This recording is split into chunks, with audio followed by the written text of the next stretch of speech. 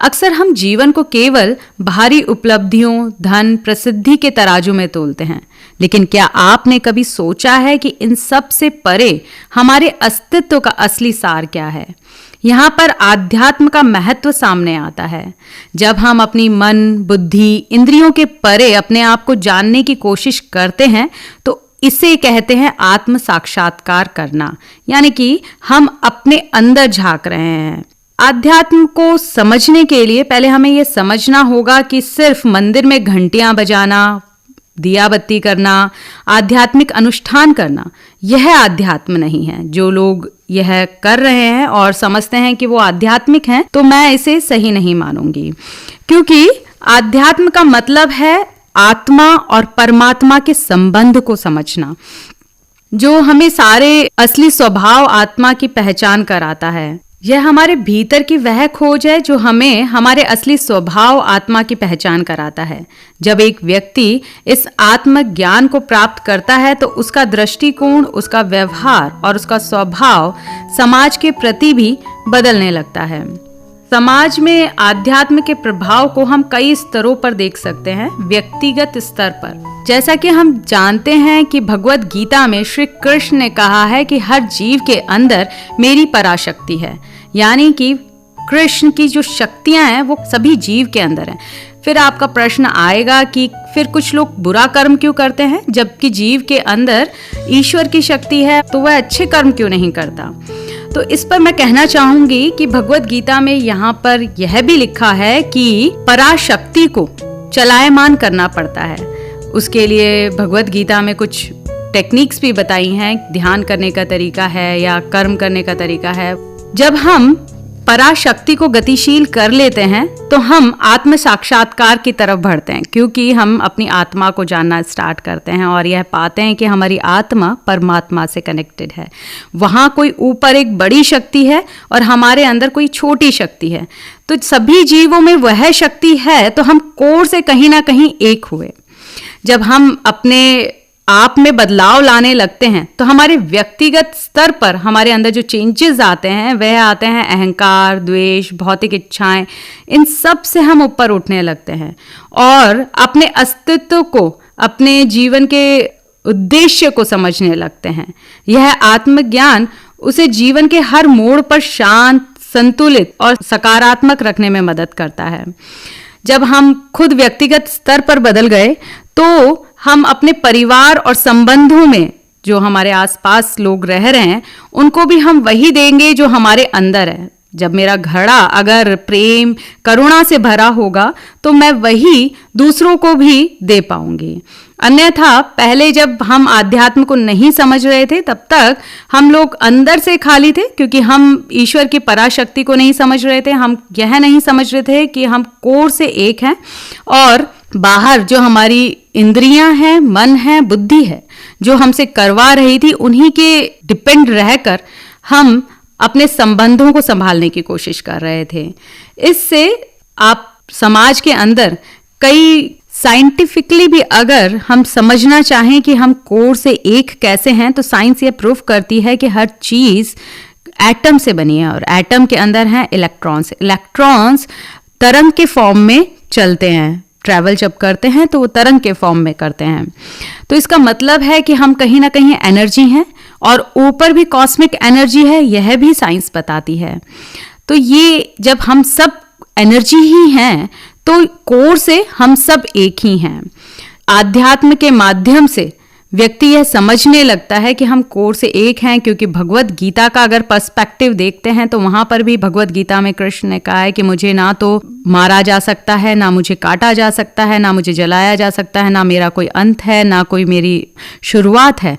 तो ये एक एनर्जी फॉर्म के बारे में ही बात कर रहे हैं वो, कि एनर्जी जिसका कोई अंत नहीं है, जिसे ना बनाया जा सकता है, ना जिसका विनाश किया जा सकता है। यह बस एक फॉर्म से दूसरे फॉर्म में चेंज की जा सकती है, जैसा कि हमने अपनी साइंस की किताबों में, स्कूली पढ़ाई में पढ़ा है।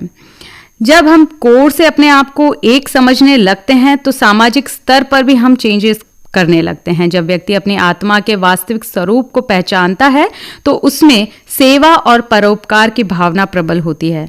वह ना केवल अपने लिए बल्कि समाज के लिए भी कुछ करने की प्रेरणा से प्रेरित होता है। यही कारण है कि समाज में कई महान सुधारक और विचारक आध्यात्म से प्रेरित होकर समाज के कल्याण के लिए कार्य करते रहे हैं।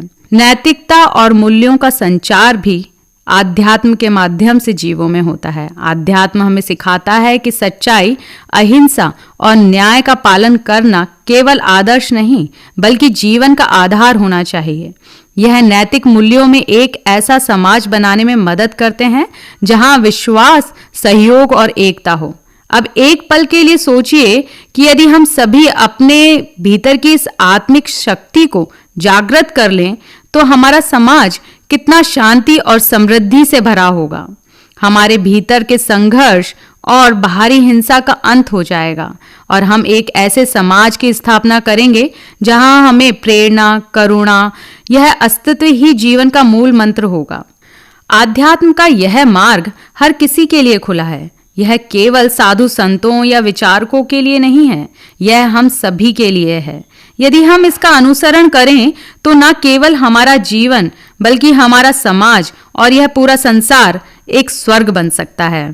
जब हम ईश्वर को या आध्यात्म में जाकर किसी एनर्जी को, किसी को अपने ऊपर समझते हैं कि कोई हमसे बड़ा है, तो हमें एक सेंस ऑफ सिक्योरिटी फील होती है। जैसे कि हमारे जब घर में पिता होते हैं तो हम एक सेंस ऑफ सिक्योरिटी को फील करते हैं कि हाँ, जो भी होगा पापा देख लेंगे, वो कर लेंगे, सब मैनेज हो जाएगा।